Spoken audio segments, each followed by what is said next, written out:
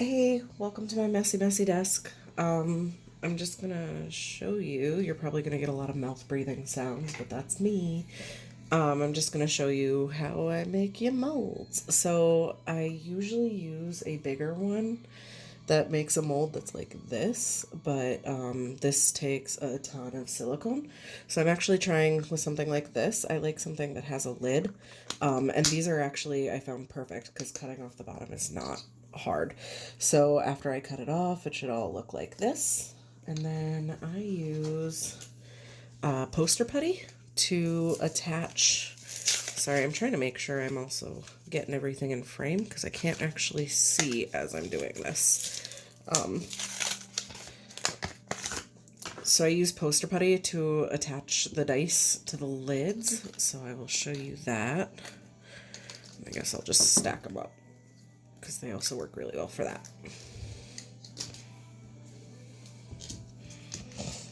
Okay, looks like you can see everything I'm doing.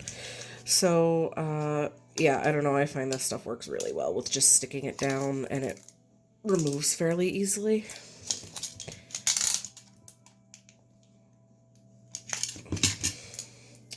So, I kind of try to clean off what I can to make sure they're nice and shiny, but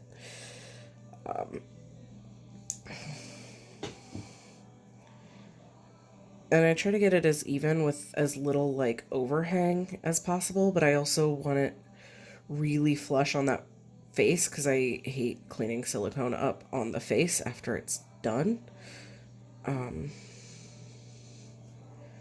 So I won't do every single one. I'll probably pause the video after I do one and then show you. So then I just stick it in the middle, or as middle as I can get it, and try to make sure it's not up too far.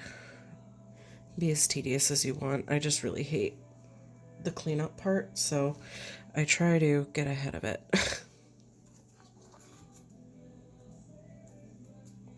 Okay, and then I should be able to just make sure that it's sealed on there tightly, and it will be ready for pouring. So I'll be right back once I'm done attaching them all. I'll show this one too, since it's a D20. This is kind of why you want to make sure you get it as close to just being so there's not much overlap, because if this is here, all the dice that you cast from this mold will cut into that. So for those, I'll just take a knife and like kind of cut along. You don't have to be like, oh, I cut my mat. Well, that's on me. And also I'm not the safest with an X-Acto knife, so this is why I should not be instructing. But I'll just kind of try to cut off as much excess as I can and then just sort of manipulate it the best way I can to, well, now I have a triangle.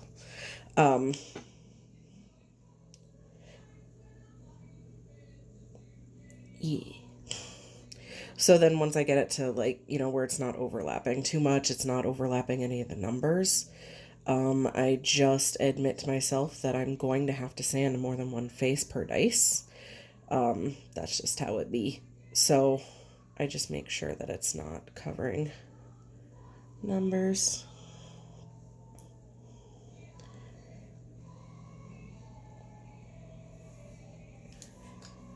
And then stick it on in the middle. And then don't jostle it too much because metal dice are heavy, but I'll double check around to make sure. That's going to be cutting it close, but it should be okay because some of the silicones eventually, or essentially, it's going to leak under no matter what. So, all right. All right, so now it is time to pour the silicone. So I know these are 1 ounce cups, and I have 7 of them, so I will need at most 7 ounces. However, displacement and stuff, I'm sure you are smart enough to figure out exactly how much you would need because you're smart like that. I'm not. So I'm just going to estimate, and I'm assuming, Well, I like to be better safe than sorry, so I'm probably going to go for... I'm going to go probably for... Well, I don't want to go for 8 ounces because that's dumb. We'll start with 6. So I'll do 3 of part A, 3 of part B, and then mix it together. If I'm doing anything bigger, this thing is awesome for it, just like a painting cup, because it has a little spout, and I peel the silicone out later, and it's very, very satisfying. I got the foil stuff is really hard to open on this, so sorry. So I believe this is measured by just, wow, that's gonna make for a slow bad video, so let me just try to open that up a little more.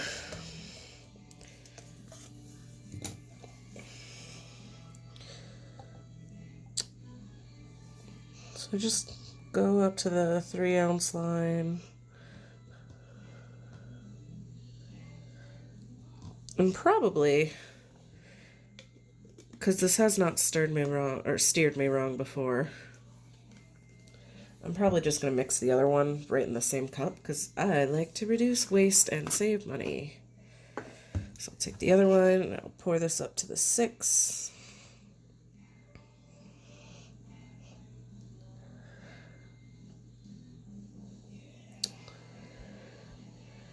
Here we go. Alright. That's just about at the 6. So I'm going to mix this for like 5 minutes. The Sorta Clear 12 has like a pot life of 40 minutes. So I have plenty of time for mixing and all of that before it starts trying to cure. Okay, so I've mixed for a while. Where's my camera here? For like 5 minutes. As you can see, it is bubbly as hell. Some people use a vacuum chamber. I find that to be pointless because I have a pressure pot, but there's also another way. So, to also avoid mess, which is hilarious to say, looking at my desk the way it is, I suppose you can't see the full scope. I use like an old, gross, kind of baked on meatloaf tin. I'll put all the boys in. And I try to get them as like close as possible because we're gonna pretend we're like a bartender or something. Okay. So I also know some people without pressure pots, without vacuum chambers, will paint onto the dice first. I haven't found that I've needed to do that. So do with that what you will. And then I just pour it in. You want to make sure you're going a fair amount above. You're probably going to get a lot of my arm in this.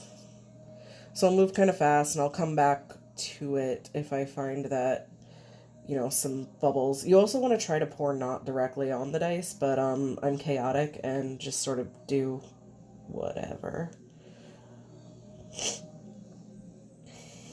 But since this has such a long pot life, it's not a big deal. Okay.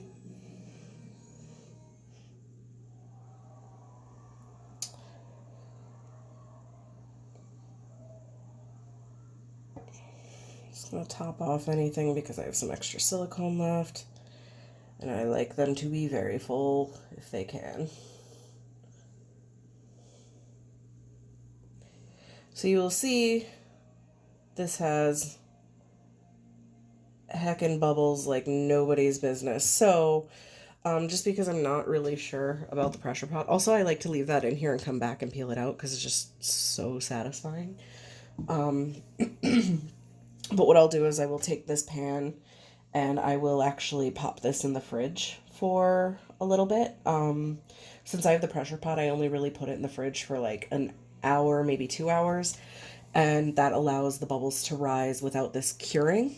So it gives it more time. However, I know people without pressure pots or vacuum chambers will leave it in there significantly longer, sometimes for the full cure time. So for this, it would be about 12 hours, and then they'll take it out and let it cure at room temperature. for 12 hours. So I'll show you what they look like. I'm going to end this video, but I will show you what they look like when I pull them out of the fridge before I put them in the pressure pot.